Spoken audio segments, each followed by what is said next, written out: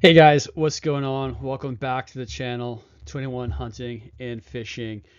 And so, as you see, this is part three of our deep dive into the data analysis between the bluefin tuna activity out of three of the San Diego landings. We did Seaforth, we did Fisherman's, and now we are doing H&M Landing. I hope you're enjoying this little series. I'm not getting tons of traction on it, which I'm really surprised because there's just so much conversation between the moon and bluefin tuna fishing that I thought people would like this. And maybe it's just the algorithm or whatever, but I want to do more of this, but it does take time. And I will if I know that people are enjoying it. Or if you just have some sort of hunting and fishing data analysis type thing that you want me to deep dive into, if you just give me some of that info, and where to find the data, and I will dive into it. I think this stuff is kind of fun because I'm also a bit of a nerd sometimes, but let's get into it. So tuna in the moon, what does the data say? So you hear a lot of captains talking about tuna activity around the full moon and new moon, and so I decided to just take a look at what all the data has to say. I think a lot of things, you can feel a lot of emotion in a lot of things. You think you know things, but what does the data say? The data doesn't lie. 1 + 1 = 2. Whether you like it or not, it's just the way it is. Whether you believe that it actually equals 3, you're wrong, but you can believe that because it's 2. So that's what I like about the data.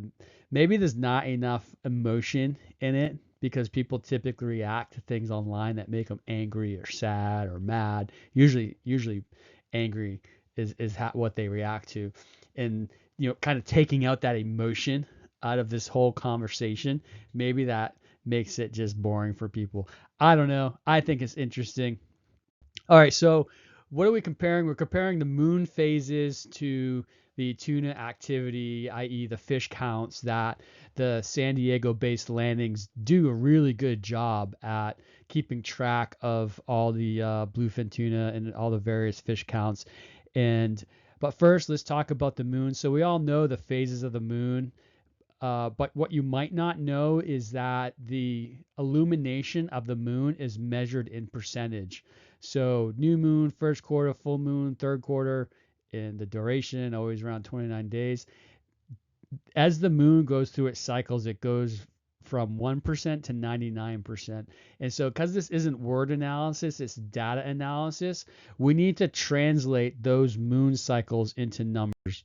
So, here's just an example. This is where I'm getting my data from, this website called Planet Calc. And as you see, this is just an example. So, when I got this screenshot on Friday 4th in April 2025, the moon's age, they call it age here, it's 39.66%, call it 40%. Someone decided that at that some point that means it's a first quarter. It's a rising moon, so this number is going up. So that's important to know, just essentially, what the moon is doing when during this analysis, and you'll see it written out on a line graph later. And so there you go, 39% first quarter. But so when you get to the new moon is always 1%. I never really see it at 0%. And I never see the full moon at 100%. It's always like 98, 99%. I'm not sure why that is. Someone can comment below and let me know why you never see 0 or 100%.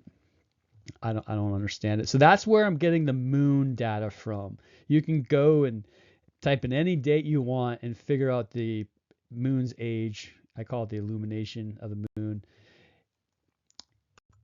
This is where I get my fish counts from. This website's pretty cool.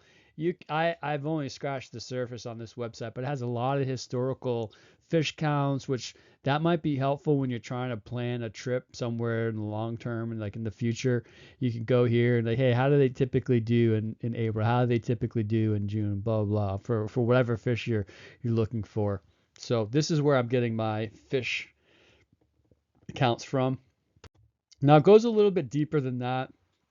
Uh, so sorry if this is the third time you're watching this, but you're going to get kind of the same spiel. But if it's the first time, go back through and watch episode 1, my first episode. I probably droned on too long about this stuff, but I think it's important to kind of just be straight up. So the dock totals, they're very large numbers. You can't tell which trips are actually targeting what species.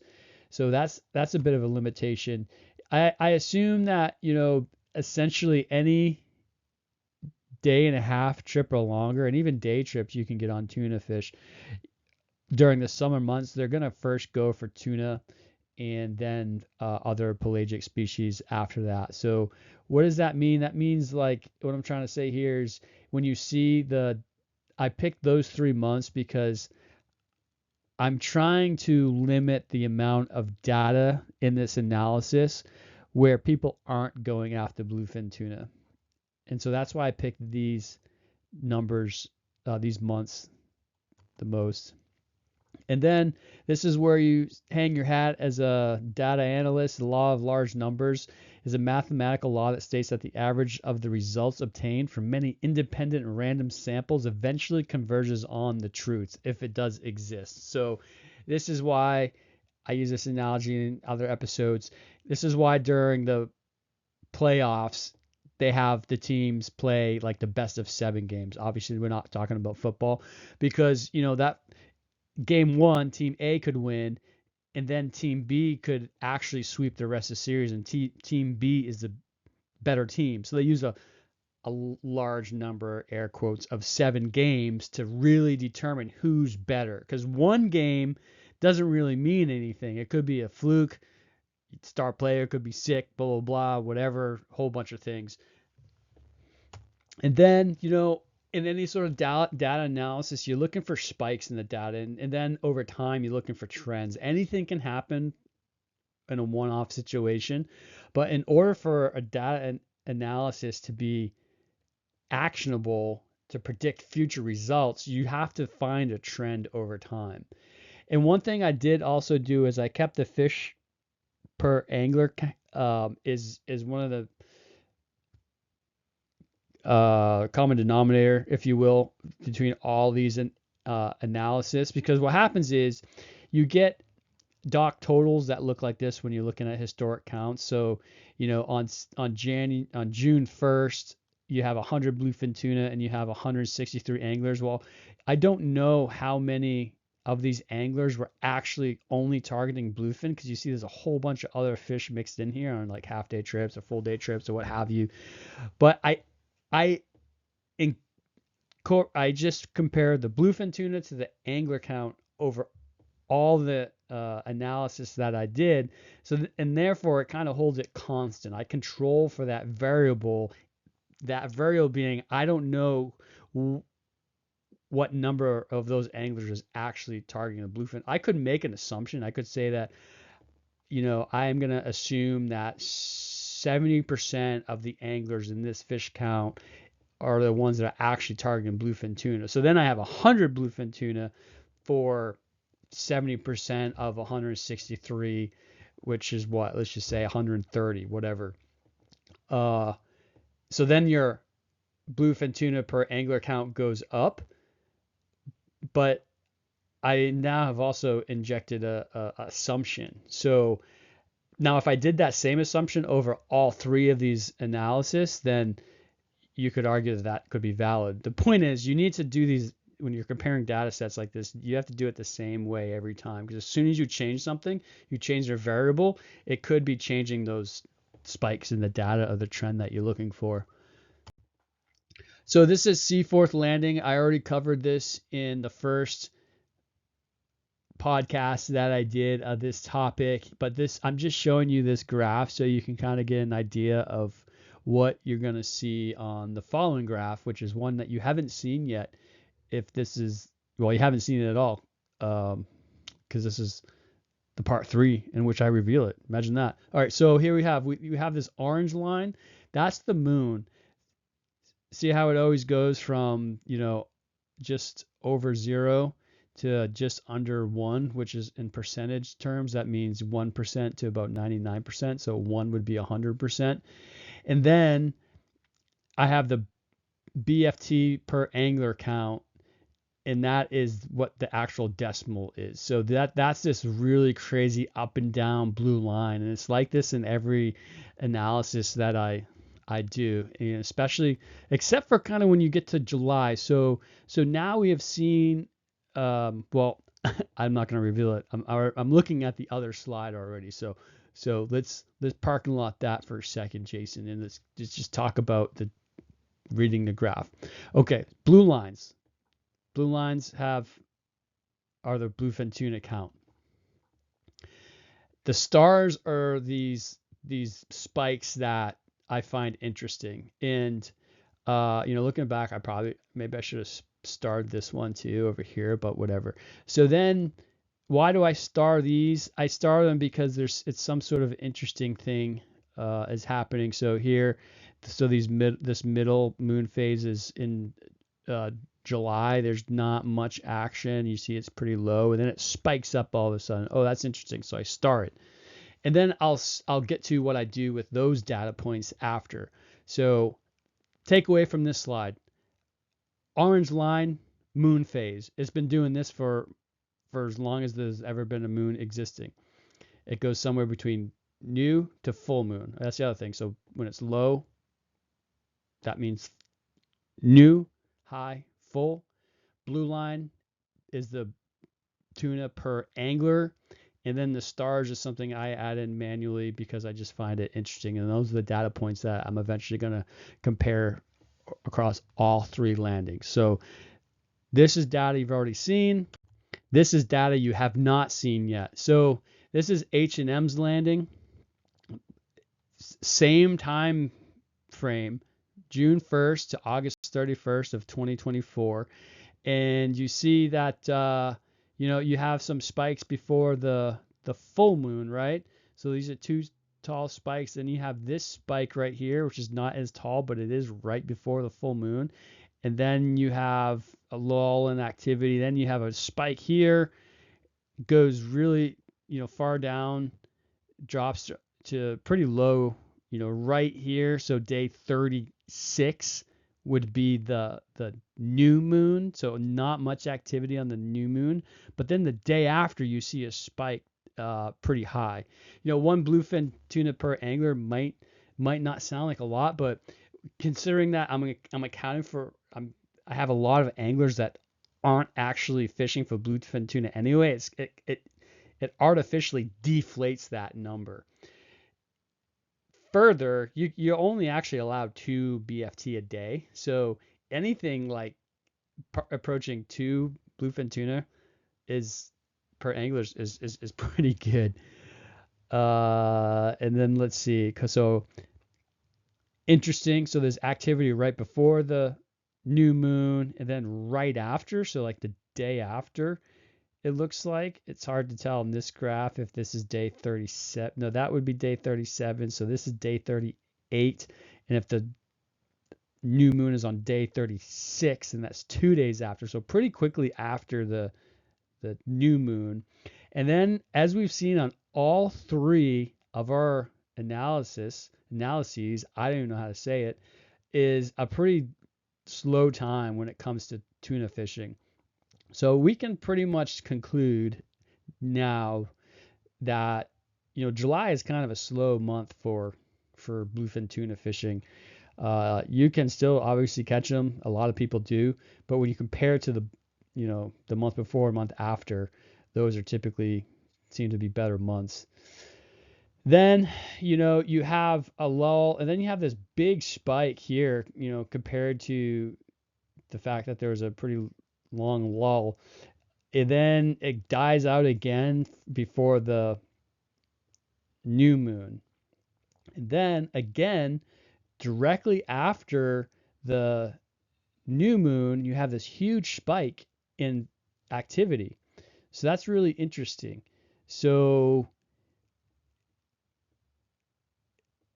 I'm trying to this is a bit of an eye chart. So day 66 is the new moon.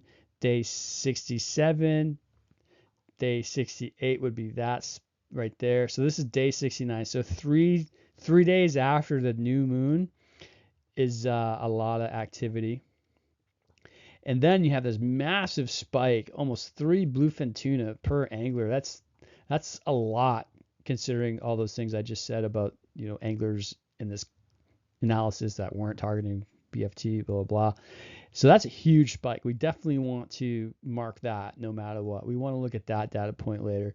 And then it dies really quickly. And then we go into a full moon just a couple days later. And then like 3 days later is another huge spike. So out of all the analysis that I've done, there's not a lot of activity directly on the new or full moon. It's always on either side of it. Now, one thing is that if you know how these fish counts work, these fish counts aren't for that day. They per se, they're for when the boat returns to the dock and then unloads and says, "Hey, we caught 100 tuna." Well, that 100 tuna could have been caught over a day and a half. It could have been caught over 2 days. So one thing that is a bit of a limitation in this analysis is that lag of the fish reports. But that's really hard to determine. And so again, I just kind of keep it constant. And you can determine for yourself if you want to take that in consideration, or are these numbers lagging by a day and a half? Are they lagging by 2-3 days? Typically a lot of these boats, they're going out over a day and a half to 3 day trip. That's with like the majority of your fish counts are coming from. The real long trips, they're fewer and far between. So I'm hoping those numbers aren't skewing any of the data of this analysis. And so again, I've lost track where I was at. This is an interesting data point. This is a very interesting data point. And then you have these two other big spikes, again, a lull, and then it spikes back up. So this is the data points that I'm going to look at coming out of H&M Landing. And this is just those data points. So you have a date, you have the percent moon illumination, then you have the description of the moon cycle. So June 14th, that's a moon illumination 49%, and that's 8 days before the full moon. And then you can go down the line here and correlate all those stars with these data points. I'm not going to go through them. And remember, folks, the best time to go fishing is when you can go. I started this as a fun project, but after I've gone through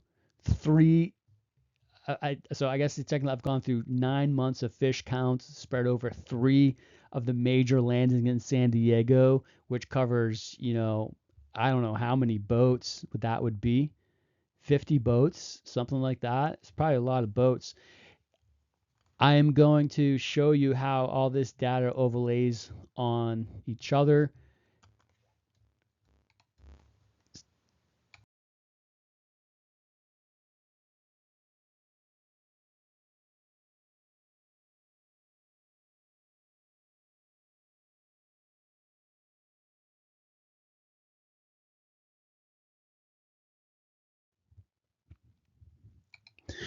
All right, so if you've seen the previous 2 parts, you know this timeline. So up here we have the full moon. See, it's dark. You're not supposed to be able to see it.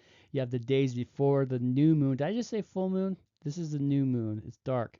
Days before the new moon, days after the new moon, up. And then you have days before full moon, and then days after full moon. So let's build this out a little bit and start putting our little happy tuna on the timeline. So remember I was saying that there was a lot of activity directly after the new moon. So there's 2 days after new moon, and there's 8 days before the full moon, 3 days after the new moon.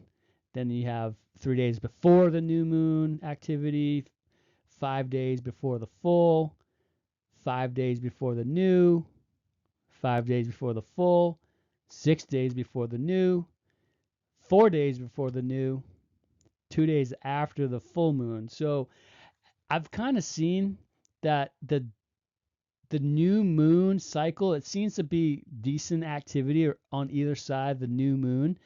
and it's a little bit more flatter. See how there's no bluefin tuna stacked on top of each other, but here you get like the the full moon seems to be just more likely to have spikes in action, where the new moon for H&M was more or less just pretty flat. So as I mentioned, I have more data than just H&M Landing. I have Fisherman's and Seaforth Landing. So because we're trying to obey the law of large numbers in order to make some sort of conclusion of this madness, let's now plot all these spikes from the 3 different landings on top of each other. So here we go. I'm just going to build it out, not say too much. I love these tuna. They're so cool. I'm going to use these tuna at like an actual work PowerPoint somehow. I'll figure it out. I always do when it comes to hunting and fishing. So let's build this out. Let's go a little bit faster. Blah, blah.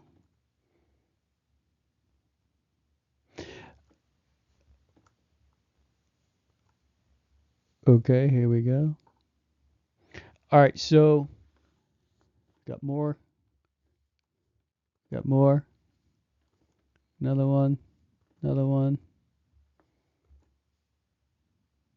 All right, so you see how there seems to be something going on here. What you notice is that there's no spikes directly on the new or the full moon. Now again, so for example, these 2 days after the new moon could have actually been caught on the new moon, but I don't really know that. I just know that the date that those fishing reports were submitted were very close to the new moon, so it's hard to say.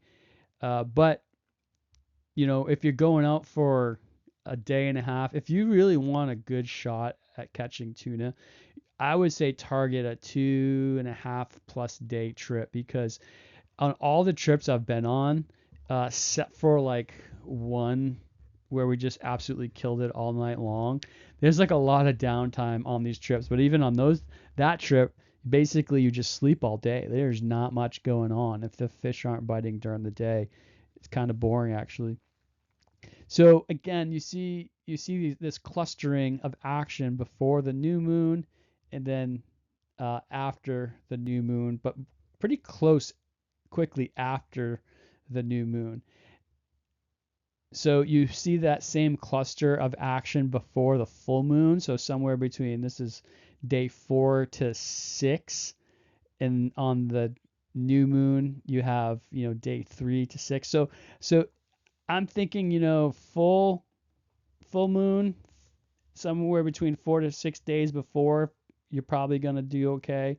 On the new moon, it's basically the same, except for you add another day. You add that 3 day, so that 3rd day before the new. Whereas on the full, it seems like that it's like 4 for some reason. It stands off from the full moon just a little bit more. That's because of the light that the full moon lets off, so they stay away from that light in the sky that is getting brighter and brighter at night. It's not supposed to be there, right? The sun's gone away. What's going on? And so then let's talk about after the full moon. So again, directly after that peak of the full moon, you're getting some activity. So maybe that's because the fish took the night off from eating and waited for that full moon to go away, and now they're hungry again, and so they're biting. And then this is what I think is probably the most interesting thing of this entire analysis, is this basically 8 days after the full moon, you have this huge spike in activity when you overlay Fisherman, Seaforth, and H&M's Landing. So that's, I think, something to be said about that. I think this is a pretty cool little project. I'm not going to do any more of this unless people feel like they want to see something else, because I kind of feel like I already came to the conclusion that I was looking for. I wanted to test the hypothesis that most of that tuna activity happens on either side of the full and new moons. I would say so, but when you're talking either side, what does either side mean? Well, when you're talking about the new moon, you're talking 3 to 6 days before. And then still talking about the new moon, you have, steady action immediately after the new moon. And then for the full moon, you have a lot of good action, just a little bit stretched out further away from that peak moon cycle. So, all the way out to this 8 days. So it's essentially, if you're fishing, again, 4, 6 days ahead of the full moon, I think you're going to do okay. Directly after the full moon, probably going to do okay. It might be a really quiet night with that full, big, bright light bulb in the sky at night. The fish are probably worried. Maybe they feel like they can be seen, because as Captain Dave says, every fish in the ocean still thinks he's like a 3-inch minnow and is going to get eaten by something. And so maybe they don't like that light because they think that birds can see them or something. I don't know, but these things are 100 pounds or something, so no bird's going to be flying off with them. And then again, I think the most interesting thing is this huge spike in activity on that 8 day after the full moon. Again, you can adjust for that 6 or 7 days after the full moon if you want, depending on when you feel like those fish were actually caught and not necessarily the date that they were reported. There is a difference, but it's so close. Again, go on a 2 or 3 day trip, you're going to account for that with that buffer a little bit. And again, remember, just go fishing when you can go. Don't go ahead and change your plans just because you heard some guy on the internet talking about moon cycles and tuna biting and things like that. Or do, I don't care. That would be cool. And if you determined when you went tuna fishing based on this video, and then you told me like, hey, I saw your video, I planned accordingly and I killed it, I would be so thrilled. I would be super stoked. That would be really cool. But don't tell me that I ruined your trip, because again, this is the data. You can't really argue with the data. You can still make some of your own assumptions, again, on like the day caught versus the actual day reported. Is it the same day? Is it the day before? Blah, blah, blah. I can tell you it's not the day after. So at least it narrows down which direction on the timeline you would need to go if you did want to make that adjustment. So I think we learned a lot over this 3-part series. First, the best time to go fishing is when you can go, but on either side of the full and new moon seems to be the best. That week after the full moon seems to be really good for some reason. And then you can go back and look at and hit pause and stuff to see the percent illumination or the percent age of the moon, whatever you want to call it. I just, from the military, we never called it the moon age. We called it illume. How much is that moon going to be providing us light tonight? And so remember, kill something, drag it back to your cave, and eat it. See ya.